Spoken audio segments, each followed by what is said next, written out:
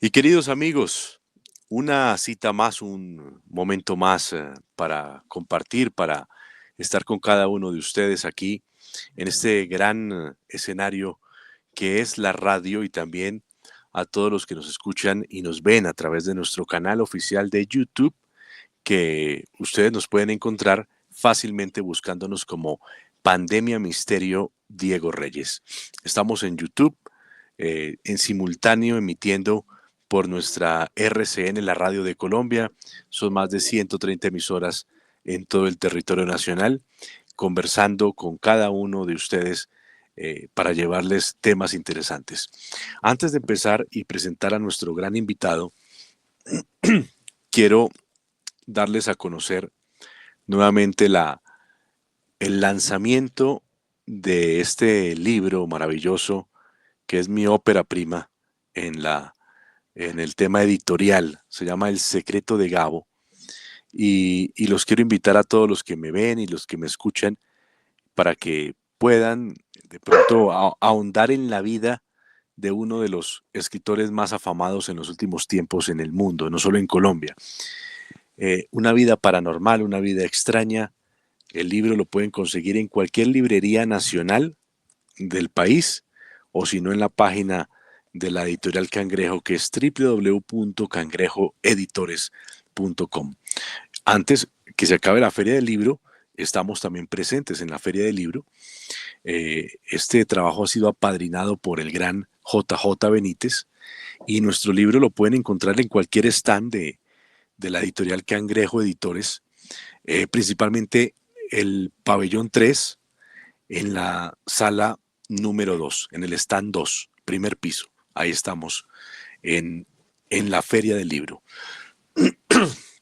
Y nuestro gran invitado hoy, pues es una persona que queremos mucho, una persona que apreciamos inmensamente y él es el padre Rafael Pardo. Hemos estado en otras oportunidades con él, no precisamente en la sección de Pandemia Misterio, pero hoy es un tema obligado porque el mundo está vigilante, el mundo está expectante a lo que sucede en el Vaticano, a lo que sucede allí específicamente en la Capilla Sixtina, donde están reunidos 133 cardenales en este momento, deliberando el próximo Papa, la cabeza de la Iglesia Católica Cristiana a nivel mundial. Como bien saben, hace algunos días falleció el Papa Francisco Bergoglio, una persona, una figura controvertida, si se quiere, porque muchos de la línea tradicional de la iglesia pues no estaban de acuerdo en muchas de sus posturas. Otros decían que era un hombre que traía un aire interesante para la iglesia católica y otros dicen que simplemente fue un hombre que hablaba muy bonito, pero que en la práctica no fue muy efectivo. Y les voy a decir por qué. De los 133 cardenales que hoy están en el cónclave, pues 108, alrededor de 108 fueron elegidos por ordenados cardenales por Francisco. Entre ellos está uno que se llama Fridolin Ambongo, que es del Congo y que es un hombre que es abiertamente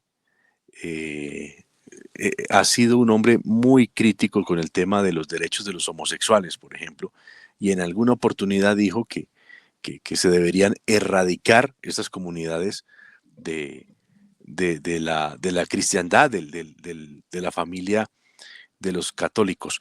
Entonces, son muchas cosas que a veces con lo que afirmaba y siempre profesaba Francisco, hay actos que como que lo desconciertan a uno, como por ejemplo ordenar cardenal a este señor Fridolin Ambongo en el Congo, que tiene esa postura, pues, contra los homosexuales.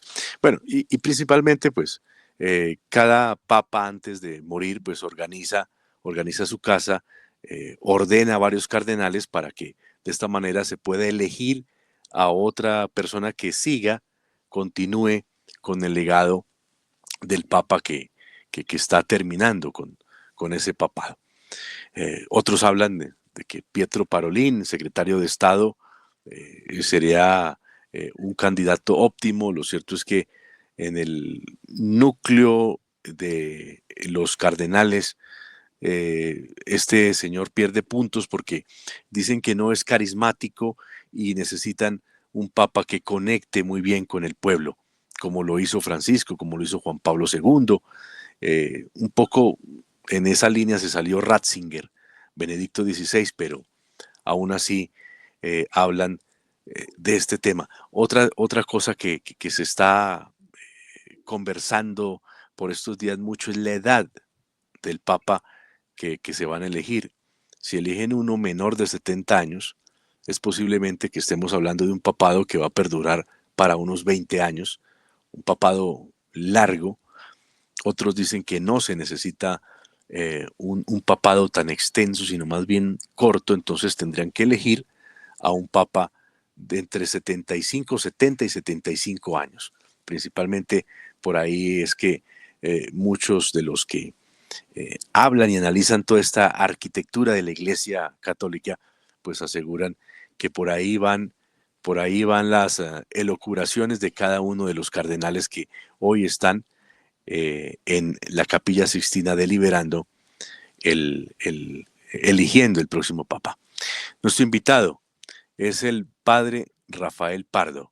Es una persona que apreciamos, repito, que es un gran estudioso. No solo es religioso, ha dedicado su vida a servir, al servicio religioso, sino también es un estudioso y un historiador de la iglesia. Por eso quiero saludarlo. Padre, bienvenido, gracias por estar aquí con nosotros en esta noche, en esta oportunidad. Hombre, Diego, muchísimas gracias. Yo un poco triste de que nunca me invitaban a esta sección de Pandemia Misterio. La vengo siguiendo desde hace 4 años. Yo creo que no me he perdido cinco de las transmisiones y afortunadamente están grabadas, así que las puedo ver todavía. Pero, pero siempre quise estar aquí porque además este tema de el misterio es algo que atrae muchísimo, que llama mucho la atención. Entonces, bueno, se nos dio el día, porque es más fácil que me inviten a RCN. En RCN me invitan cada rato a diferentes emisoras, hablamos de muchos temas, pero hoy se nos ha dado el día de tener el privilegio de estar aquí. Y antes de iniciar con nuestro tema, hombre, felicitarte por ese extraordinario libro de Secreto de Gabo, que me parece fantástico, es decir, es una faceta de nuestro Nobel que no conocíamos y que además tiene una carta de presentación con JJ Benítez allí haciendo una pequeña presentación, porque JJ Benítez, sea que estemos o no de acuerdo con sus posiciones, yo he leído toda la obra de JJ Benítez, comenzando por Los Caballos de Troya, y me parece muy interesante. Es decir, es un tema que muchos consideramos de ficción, todo lo que quiera, pero es un tema que hace reflexionar. Por ejemplo, este libro Los astronautas de Yahvé es es muy interesante. Es decir, vale la pena ahondar en esta obra de JJ Benítez porque a pesar de lo polémico que pueda ser, es una apertura al debate que es sana y que es saludable. Entonces quería Así es. felicitarte por este libro. Muchas gracias, padre. Muchas gracias. Y invitarlos a aprovechar esta oportunidad, invitarlos a las personas que quieran ir a la Feria del Libro, que asistan, que puedan conocer esta obra, que vayan a los stand de Cangrejo Editores. Repito, estamos en el pabellón número 3, en el stand número 2, un stand muy bonito y muy grande, es muy fácil de ubicarlo. Y allí pueden encontrar este libro que los va a transportar al misterio y a conocer una de las facetas desconocidas de un hombre que ha sido de un gran reconocimiento internacional, como es nuestro Gabriel García Márquez. Bueno, padre, estamos en pleno cónclave eligiendo nuevo papa. Se han hablado muchas cosas, se han hablado de profecías, muchos hemos desempolvado los libros de San Malaquías, de Nostradamus, y se habla del Papa Negro. Y usted sabe que hay mucha información y la gente empieza a especular. Entonces dicen que el último papa era eh, Bergoglio, decían que era el que correspondía a Pedro el Romano, y ahora dicen que no, que es el que viene. Entonces eso ahí lo acomodan y lo maquillan y uno a veces no sabe si estamos hablando de algo verídico, de una profecía que en realidad existió, o simplemente maquillan las cosas de alguien que dijo hace mucho tiempo para crear expectativa y miedo en torno a este tema. Pero hay 133 cardenales ya reunidos, están deliberando, vemos cómo hay algunos favoritos, dicen que ya es el momento de que haya un papa asiático o que haya un papa africano, entonces ahí empiezan, mire, ahí está la profecía del papa negro, porque hay varios papas de raza negra que provenientes de África que tienen puntos y seguidores dentro de los cardenales para poder tener algunos votos. Y bueno, se ha hablado mucho de este tema. No vamos a hablar tanto del telemaneje, de cómo es que se hace un conclave, que ya hablaremos de generalidades, pero sí de algo específico y curioso que tiene la iglesia en este momento. Entonces no sé por dónde iniciemos, padre, porque usted me decía aquí antes de conversar, de empezar esta conversación, que en el mundo nosotros, o por ejemplo yo, eh, tengo que existía el Papa Francisco, el Papa Bergoglio, que falleció hace algunos días, pero usted me dice que hay gente que reconoce a otros papas. ¿Cómo es esta historia? Bueno, antes de entrar en eso que mencionabas, que ya es la hora de que llegue un papa asiático, un papa africano, es bueno que también toda la audiencia de Pandemia Misterio sepa que han habido tres papas africanos. Es decir, no sería una novedad que hubiera un papa africano, ¿no? Claro. Estuvo el Bueno, papa Víctor, en la historia en la moderna, los historia que, moderna sí no ha existido, pero el primero fue el Papa Víctor I, que estuvo del año 189 al año 199. Luego, más adelante, encontramos al Papa Milciades, también africano, del año 311 al año 314. Y el Papa Gelasio I, que está del año 492 al año 496. Son antecedentes de papas africanos, así que no sería nuevo en la iglesia que lo hubieran. Como tampoco sería nuevo, por ejemplo, es decir, es una utopía que existiera, pero que no es imposible que se elija un papa que ni siquiera sea sacerdote, por ejemplo. Porque, como bien tú sabes, el, para ser papa lo único que se necesita es ser un católico bautizado. Varón católico bautizado puede ser elegido papa, no necesariamente un cardenal. Es como la idea que tienen las personas de este tema de que entre los cardenales es que va a ser elegido el papa, y que normalmente se eligen entre ellos. en la historia, padre, hay ejemplos de papas ordenados que no eran religiosos o no eran consagrados a la vida religiosa, pero sí eran bautizados y llegaron a ocupar el cargo de la cabeza mayor de la iglesia católica. Sí, sí, sí.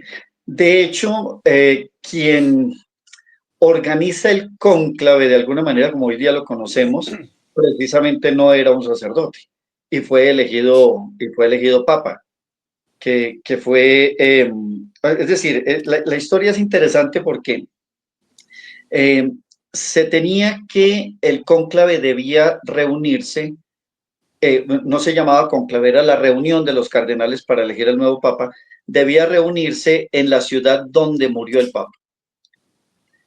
Y entonces en aquella época que fue en Viterbo, estamos hablando del año 1268, se reúnen en Viterbo los cardenales y empiezan a deliberar. Pasa un año y no eligen papa, pasan 2 años y no eligen al papa, entonces ya las personas pues estaban esperando que apareciera el papa, que se eligiera el papa. Y eso los lleva a quienes están fuera que empiecen a reducirles la comida a los cardenales, pero ni por esas elegían el papa, porque había un conflicto entre los cardenales franceses y los cardenales italianos, y entonces cada uno quería que fuera de su línea, pues el elegido, y se votaba por mitad y quedaban otra vez empatados y no elegían y no elegían.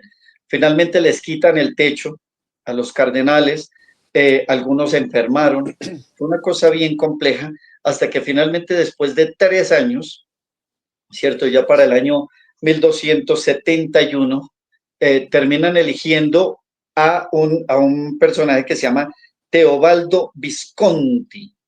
Teobaldo Visconti no era sacerdote, no era sacerdote.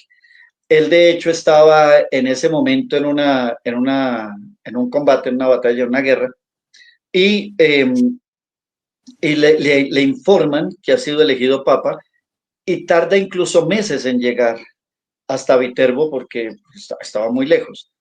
Y cuando llega, pues tienen que ordenarlo sacerdote, consagrarlo obispo, y ahí sí lo pueden coronar papa. Él asume el pontificado bajo el nombre de Gregorio X, y a partir de ahí, en un pontificado que es breve, en el concilio de Lyon, en el año 1274, él define algunas normas para el cónclave. De hecho, desde ahí es que establece que tienen que estar a puerta cerrada los cardenales, establece que se deben reunir, si en 3 días no han elegido al papa, entonces se les reduce la comida a una sola comida al día, y si después no lo han elegido, creo que es a los 7 días, entonces ya solamente pan y agua, y así para obligarlos a que tienen que, elegir al papa. Eso se ha suavizado un poco con el paso del tiempo, pero desde ahí se quedó establecido que quedaba cerrado con llave, es decir, con clave, que es en latín, ¿cierto? Con clave, el, esa, que se define como lo que conocemos como el cónclave. Bien, entonces eso como para mostrar un antecedente de que por lo menos hay uno, pero hay varios que han sido elegidos sin ser religiosos. El caso, por ejemplo, de Juan XII, que ha sido el papa más joven de la historia, ¿no? Elegido a la edad de 18 años. Tenía 18 años cuando fue elegido papa. Tiene un pontificado también muy corto porque es asesinado bueno, por unas circunstancias ahí que no quiero meterme en problemas hoy mencionándolo, pero si alguien quiere investigar, pues ahí está Juan XII, y su historia, pues una cosa compleja de asimilar. Pero llegando a la pregunta que tú me haces, que es muy interesante, es que se ha dado desde, digamos, desde momentos previos al Vaticano II, eh, en esta idea de elegir papas. ¿Por qué se da esto? A principios del siglo XX, básicamente en el año 1905, eh, hay un cónclave para la elección de un papa, y no faltó mucho para que eligieran a un cardenal de apellido Rampolla del Tíndaro. Este cardenal se descubre que pertenece a la masonería estaba condenada por varios papas, entre esos el Papa Pío IX, estaba condenada, y entonces casi que eligen un papa masón. Eso hubiera sido para el pensamiento de la época, pues, catastrófico. Y los cardenales se dan cuenta de esto y eligen a otro papa, que es un gran papa, que es el Papa Pío X. A partir de ahí empieza una situación de sospecha al interior del Vaticano de que están llegando cardenales, están ascendiendo a ser cardenales personajes que vienen de la masonería, y se quiere evitar. Y eso crea como una especie de incertidumbre y lo que hoy día llamaríamos conspiranoicos, una expresión pues despectiva, pero que en gran medida es real, ¿no? Hay gente que raya ya en cosas absurdas, ¿no? Ahorita hablamos un poco de ese tema porque también es interesante. Y entonces empiezan a decir que hay que hay masonería, que ya el Vaticano está infiltrado, etcétera, que después de la llegada del comunismo a Rusia también se habla de mucha infiltración de muchos sacerdotes que, digamos que fueron parte del comunismo soviético y que son infiltrados en los seminarios, muchachos ateos, comunistas, para que lleguen a ser sacerdotes y después se les va a financiar que asciendan al episcopado y que lleguen a ser cardenales, para poder de alguna manera tomarse el poder de la iglesia. Y eso lleva entonces a que varios de estos grupos de personas que están pensando de esta manera, que pueda que haya cosas ciertas o no, pues es decir, se especula mucho alrededor de todas esas circunstancias, empiezan a decir que entonces que el Vaticano está infiltrado y que van a elegir antipapas, etcétera. Y eso lleva a que entre ellos se reúnan y elijan su propio papa, ¿no? Uno de ellos, por ejemplo, Clemente XV, que es francés, que después, a la muerte de él, se elige a Juan Gregorio XVII, que va a vivir en Canadá, y que crean una iglesia que se llama los Apóstoles del Amor Infinito. Por ejemplo, eso lo pueden buscar en internet. Pedro segundos ha habido como 10, de hecho ha habido en Brasil, en los Estados Unidos, en Europa, en muchos lugares que se han elegido. Hubo uno que se llamó Pío XIII, con el cual yo tuve la oportunidad de hablar en alguna ocasión vía telefónica. Él es elegido en Montana, en los Estados Unidos, y nombra dos cardenales, que son Gordon Batesman, que es quien lo consagra obispo y después se hace cardenal de él, y un obispo Robert, un llamado cardenal Robert Lyon, con quien también hablé en alguna ocasión. Yo he estado muy cercano a todo ese tema, pero el más, digamos, el más sobresaliente y que ha hecho carrera y que al día de hoy es muy fuerte, es una experiencia que hubo en España, en una población que se llama el Palmar de Troya, una pedanía de Utrera que pertenece a Sevilla, en donde en el año 1968 unas niñas que iban a la escuela y que faltaron a clase ese día porque se fueron para una finca llamada La Alcaparrosa, y al lado de un lentisco, de un árbol, dijeron que se le había aparecido la Virgen.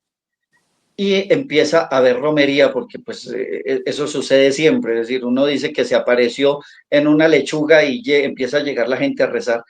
Y entonces empezaron a llegar ahí muchas personas a rezar el rosario, a rezar el rosario. Dentro de esas personas llegan dos personajes, uno que se llama Clemente Domínguez y Gómez y otro que se llama Manuel Alonso Corral. Clemente Domínguez, contador, y Manuel Alonso Corral, abogado. Y ellos se vuelven como los más importantes allí, como básicamente Clemente, que es el que supuestamente es el vidente, se vuelve como el más importante. Y en alguna ocasión se reúnen 40.000 personas a rezar el rosario. Eso ya despierta la atención pues de la iglesia oficial, ¿cierto? Y el Papa Pablo VI, estamos en el año 1975, a paso del 76. El Papa Pablo VI envía a un arzobispo, que era el arzobispo Pedro Martín Godín Tuc, que había sido arzobispo de Vietnam, pero que no pudo volver a Vietnam porque su hermano, que era el presidente de la República, fue asesinado, y toda su familia, cuando la llegada del comunismo a Vietnam. Entonces él no puede volver y se queda en el Vaticano. Entonces es enviado por Pablo VI a que vaya a mirar qué es lo que está pasando allá con ese tema de la Virgen María. Él llega, no se sabe qué pasó, porque eso es un secreto que está ahí guardado. Yo, de hecho, tengo comunicación con algunas personas de allí, pero, digamos, la historia es un tema hermético.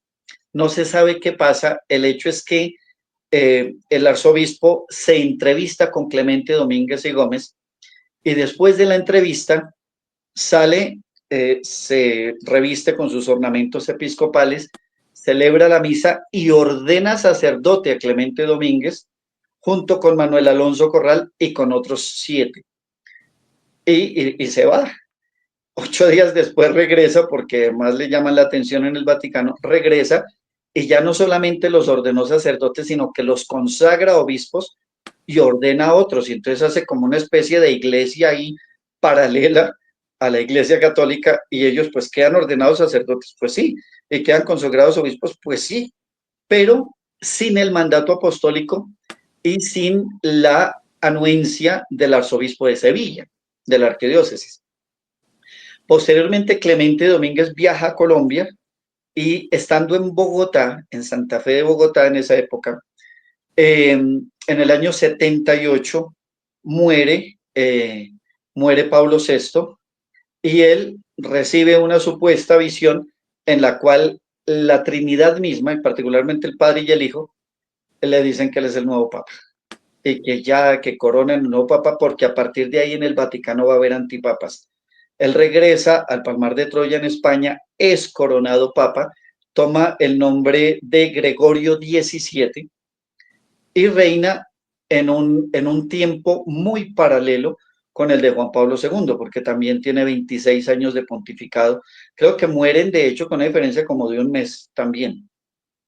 Luego asciende al trono Manuel Alonso Corral, que toma el nombre de Pedro II. Luego llega otro que es Ginés Hernández, que toma el nombre de Gregorio XVIII, pero él se escapa de allá, se roba un carro, bueno, eso hay un escándalo cuando él se escapa, y ahí asciende al trono al que está actualmente, que se llama Pedro III. Entonces, es un pontificado que ha sido, pues, tema de mucha controversia en el mundo, y que quienes quieran estudiarlo, eso se llama la Iglesia Palmariana, y pueden ver videos, pueden ver todo lo que ocurrió en el Palmar de Troya. Esto simplemente por citar unos ejemplos. Hubo también, por ejemplo, en Argentina, uno llamado Alejandro IX. En Europa han habido muchos. Es decir, hubo un intento, de alguna manera, si se quiere, muy serio, entre tradicionalistas de la Iglesia Católica, tradicionalistas, que fueron consagrados también por Pedro Martín Godinto, pero no en ese tema del Palmar de Troya, sino en otras circunstancias, que en algún momento se reunieron y eligieron un papa en Asís, que tomó el nombre de Lino II. Él después se desaparece, nunca se vuelve a saber de él, entonces los que estaban con él pues se quedaron sin papa, y lo último que se sabe, que se rumora, es que vive en Londres y que trabaja en una bomba de gasolina, ya está tanqueando carros, y simplemente ese tema del pontificado lo tiene como una anécdota de su vida. Pero eso como para tener una idea de que sí, alrededor del mundo hay gente que ha hecho cónclaves, ha llegado a tener elecciones de supuestos papas, y que consideran por lo menos que quien esté en el Vaticano y que todos los demás son antipapas, y el único verdadero es el que está con ellos, así como a manera de anécdotas. Bueno, pues nos podemos dar cuenta y ya el padre Rafael Pardo nos ha dado pues estas historias interesantísimas y también poco conocidas de que si existe una institución en la historia de la humanidad que tiene personajes, que tiene influencia, que tiene historias extrañas, pues es la Iglesia Católica. No por nada el, el gran, eh, pues revisando los cimientos de la civilización occidental, pues ahí está la Iglesia Católica, tiene una gran influencia para bien o para mal, no podemos desconocer que lo que vivimos Indudablemente, como vivimos hoy, indudablemente. ¿sí? La civilización occidental, como tú le estás diciendo, básicamente la civilización europea, ¿cierto? Que es la constructora de lo que hoy día somos como planeta, como mundo, fue construida por la hispanidad y por la Iglesia Católica, fundamentalmente. La fundación de universidades, el desarrollo de las ciencias, es decir, que vengan a decir que la Iglesia Católica ha sido oscurantista y que ha impedido el desarrollo de la ciencia, hombre, pero sí, si Lemaitre fue el que presentó la teoría del Big Bang, era un sacerdote católico. Ha habido el padre Carrara, por ejemplo, astrofísico, Es decir, ha habido grandes avances de la ciencia gracias a la Iglesia Católica. Lo que pasa es que uno no entra en ese debate. Todo el mundo le empieza a citar a uno las cruzadas, la Inquisición, cuando ni siquiera saben qué exactamente fueron las cruzadas y qué exactamente fue la Inquisición. Entonces, no, que corrían ríos de sangre por Europa en la época de la Inquisición. Hombre, cuando la Inquisición era un tribunal que estaba constituido para garantizar los derechos, sería como la Procuraduría hoy día en nuestro país. Eso básicamente era el Tribunal de la Inquisición. Ellos no podían aplicar penas porque las penas las aplicaba la autoridad civil que estaba en cabeza del monarca. Pero bueno, uno no entra en esos debates porque, pues explicarlo, y si no lo quieren aprender, pues no lo aprenden. Bueno, padre, ¿qué más podemos decir de este momento donde miles de personas o millones de personas en el mundo tienen los ojos puestos en la ciudad del Vaticano, ese lugar que eh, personalmente ingresar al Vaticano, y repito, sea uno creyente o no sea creyente, sea un turista o sea una persona piadosa que realmente va con fe allí, es sobrecogedor estar en el Vaticano y ver esa experiencia, esas miles de años de historia en arte, en arquitectura, en hechos que acontecieron allí. Entonces, es una institución que de una u otra forma nos afecta, nos afecta. Entonces, ¿qué otra cosa podríamos mencionar sobre la iglesia y el cónclave que por estos días se está llevando a cabo? Para elegir al Papa, creo que es el Papa número 267. Sería el 267, si las cuentas van bien, ¿no? Sí, que Ha habido, ha yo habido, creo que se descachan, pero porque pues es que sí, estamos hablando de muchos siglos. y ha habido momentos en la historia donde ha habido antipapas, ¿no?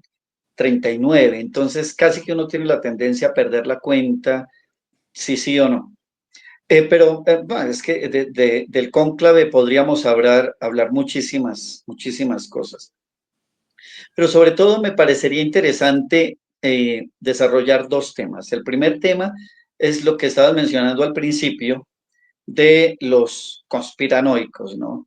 De estas personas que empiezan a anunciar que va a venir el Papa Negro. Unos dicen que negro en el sentido de que sea de una tez morena, de ascendencia africana. Otros dicen que no, que es porque es su alma la que es negra y que no sé qué. Pero de eso no hay nada en la escritura y nada en el magisterio de la iglesia, nada. Yo sí le pediría a las personas, por favor, dejen de estar creyendo en todo ese tipo de cosas. Cuando llegó el Papa Francisco, con quien yo tenía unas diferencias claras, bueno, yo no soy nadie para tener diferencias con el Papa, pero digamos, había posiciones que a mí no me gustaban, ¿no? Digamos, ambigüedades en algunos temas, etcétera, que son situaciones que de pronto incomodan un poco, pero que son simplemente de opinión. Pero sí veía yo muchas personas que empezaban a decir que no, que él es el falso profeta, que es el anticristo, etcétera. Y aluden a textos del Apocalipsis que nada tienen que ver con el momento actual, porque el texto del Apocalipsis está escrito por Juan, que ni siquiera es el apóstol Juan, es alguien que firma como Juan, que se puede llamar Juan seguramente, pero no es el apóstol Juan, lo tenemos clarísimo, con mucha certeza, que está viviendo bajo el gobierno de Domiciano, que fue un emperador muy cruel, perseguidor de la iglesia de una manera aterradora, y está hablando a los fieles que están siendo perseguidos por este personaje a quien el autor denomina la bestia, y que en un lenguaje apocalíptico pues describe con una cantidad de situaciones que se presentan que nada tienen que ver con 2000 años después en lo que estamos viviendo nosotros. De hecho, ese tema de hablar del milenarismo, ¿cierto? Que es exactamente esto, eh, es un tema que fue condenado por la iglesia, desde los primeros siglos, así que no podemos estarnos dejando llevar por ese tipo de cosas. Hoy día existen cenáculos, existe cuanto grupo de oración, etcétera, en que todos tienen su vidente de cabecera, y entonces normalmente es una señora o un señor ya mayor que se le acerca a uno y le dice, mire padre, es que la Santísima Virgen me acaba de decir que le diga que se ponga un sombrero. Yo creo que la Santísima Virgen debe estar muy ocupada como para estarse apareciendo en todas partes, diciéndole a todo el mundo, y además que uno encuentra videntes aquí, videntes allí, y este se contradice con el otro, entonces uno dice, bueno, pero ¿a cuál es el que realmente le está hablando la Virgen María? Y todo eso ha desarrollado una serie de llamadas profecías, y que se está cumpliendo la profecía de no sé qué y la profecía de sí se más. Dejen de estar creyendo en ese tipo de cosas. Eso es de lo que llaman, y repetimos, conspiranoicos. Tengo un amigo, no voy a mencionar su nombre porque es demasiado conocido, entonces procuro no tener controversia con él. La tenemos en privado siempre, ¿no? Pero, por ejemplo, es de los que dicen que el Papa Benedicto XVI no ha muerto, que lo que sepultaron fue un muñeco de cera y que el Papa Benedicto está vivo y de hecho se habla con él. Hoy que estuvimos precisamente debatiendo, porque tuvimos un acalorado debate, no discusión, pero sí un acalorado debate, y en que me decía, no, es que le voy a preguntar al mismo Papa Benedicto a ver qué me dice. Yo, pues no, pues, es decir, si le voy a ir a preguntar, si ya, ahí no hay debate, ahí no hay discusión. Pero es el que me dice, no, si esta mañana estuvieron almorzando conmigo 6 extraterrestres y me dijeron esto y lo otro, no, pues, es decir, eso no es serio, eso no es serio.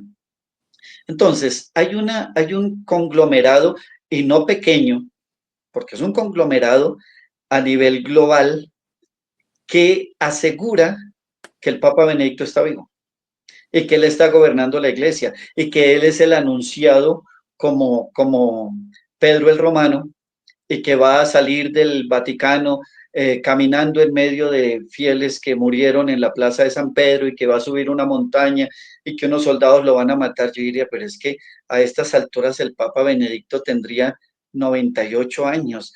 ¿Con qué fuerza va a salir caminando del Vaticano y subir una montaña? Y tendrían que los soldados ir gateando pues para no alcanzarlo. Y logra llegar a la cima de la montaña y ya es asesinado por los soldados. O sea, ya son cuentos de fantasía, es decir, hay que ser un poco serios y un poco coherentes en este tipo de cosas. Y finalmente, para hablar un poco del pontificado del Papa Francisco, también creo que a él le cayó toda el agua sucia, porque lo que él hizo durante su pontificado fue simplemente desarrollar claramente lo que está establecido en los documentos del Vaticano II. Así de simple. Algunos hicieron unos avances como Pablo VI, por ejemplo, bueno, Pablo VI que va a establecer la nueva liturgia, ¿cierto? Que la misa deja de ser en latín y empieza a ser en español. Bueno, llega Juan Pablo I, que no logra hacer mucho.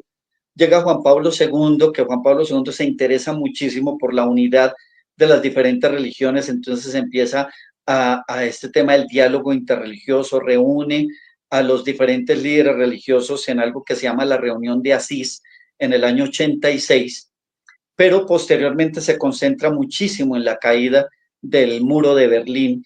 Él viene del bloque soviético, así que ha soportado los rigores del comunismo, entonces se concentra muchísimo en esto y casi que no hace nada más de avances en cuanto al Vaticano II. Tiene una situación muy compleja con los tradicionalistas de Marcel Lefebvre, que después llega Benedicto y trata de suavizarlos, pero Benedicto llega a preocuparse muchísimo por la islamización de Europa, y entonces empieza a tratar de fortalecer la tradición católica, porque él es muy consciente que la construcción de la civilización europea es gracias a la Iglesia Católica. Entonces trata como de fortalecer esto, pero pues ya sabemos todos que renuncia al pontificado, y llega Francisco, y Francisco se llega empilando baterías pues a desarrollar lo que el Vaticano II había establecido. Los grandes avances que hace Francisco van en línea, en mucha coherencia con lo establecido del Vaticano II. Entonces no le podemos echar la culpa solo a él. Esto es una construcción que viene desde esa reunión del Vaticano II y que él simplemente, y voy a decirlo así, tuvo los pantalones de echarlo para adelante, sea que le guste a la gente o no. Pero eso que él hizo es lo que dice el Vaticano II. Así de simple.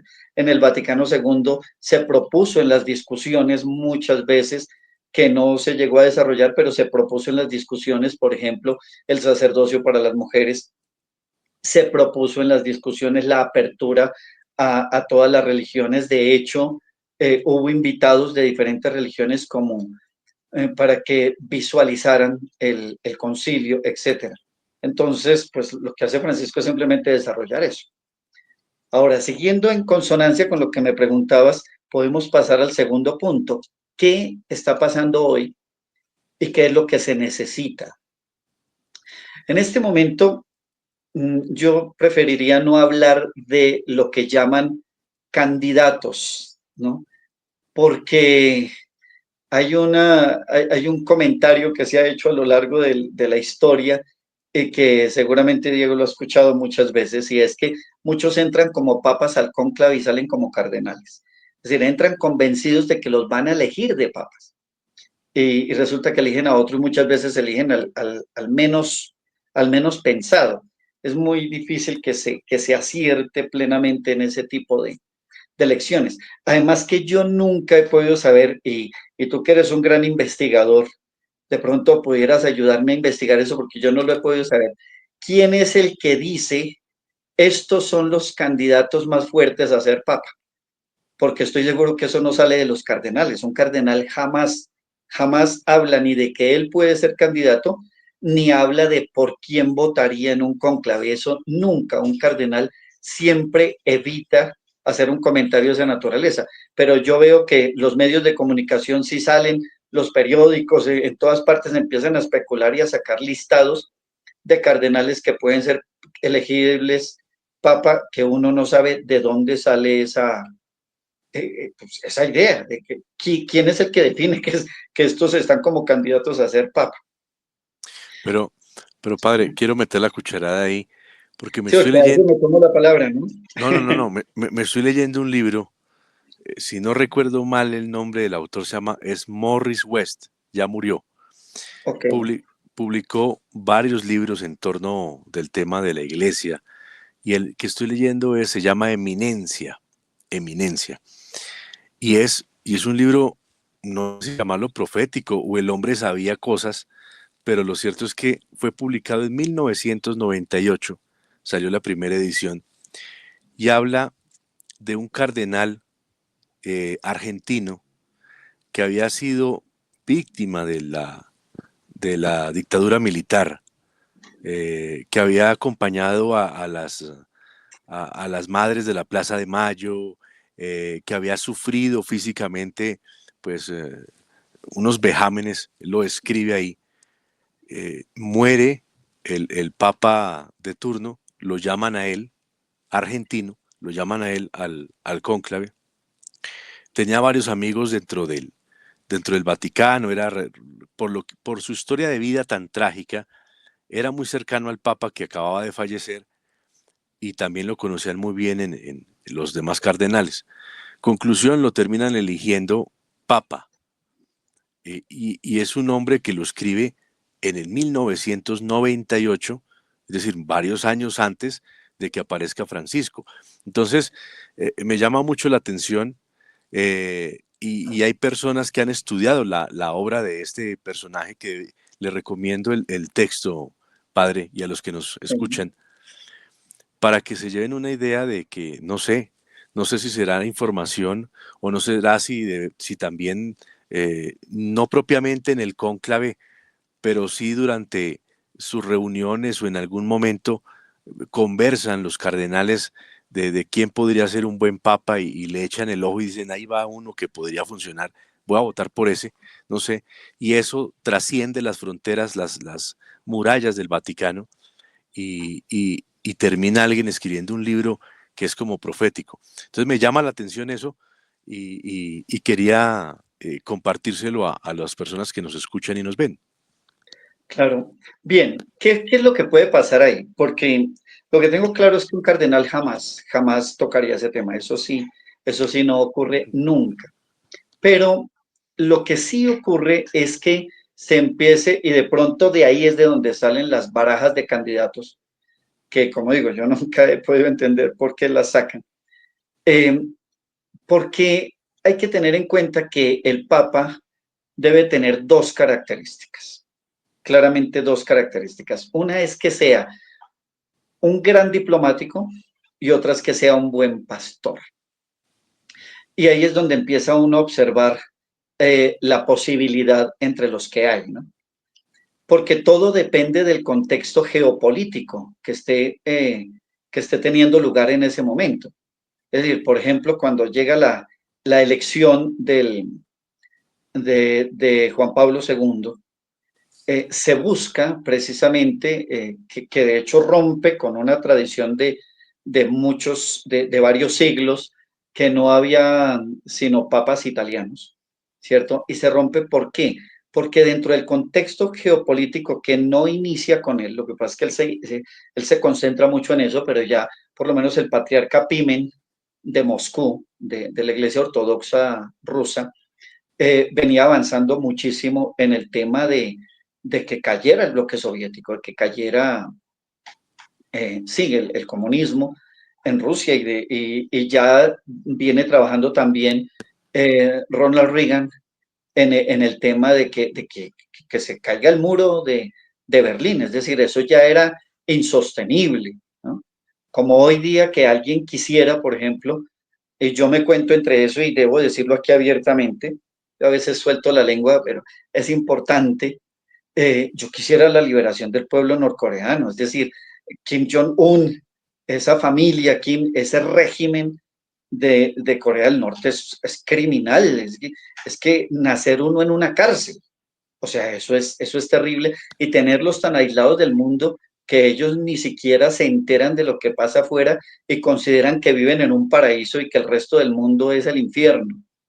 Eso me parece terrible. Es decir, yo no tengo el derecho de condenar a otros seres humanos solamente por una megalomanía y por una vanagloria de ostentar un poder que no tiene ningún sentido. Entonces, esto mismo se viene gestando desde unos años atrás, cuando ya se siente que el comunismo en la Unión Soviética es insostenible. Se necesita entonces alguien que tenga, que le haya dolido, que le haya dolido eso, ¿cierto? Y ahí es cuando aparece, pues, Juan Pablo II, que vemos que tiene mucho éxito en ese tema. Claro. Yo considero que por lo menos con la llegada de Francisco era un análisis geopolítico también de lo que se necesitaba. ¿Y qué se necesita en este momento? En este momento hay muchas situaciones que hay que manejar.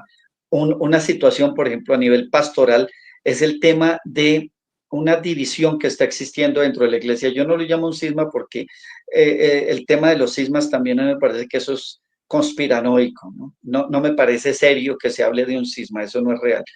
Pero sí hay un conflicto interno entre lo que llamaríamos demasiado progresistas al interior de la iglesia y lo que llamaríamos los tradicionalistas que tampoco, es decir, hay que tomar unas posiciones claras, concretas para un mundo de hoy, pero sin irnos al extremo del progresismo, Claro. pero sí adaptados al mundo de hoy.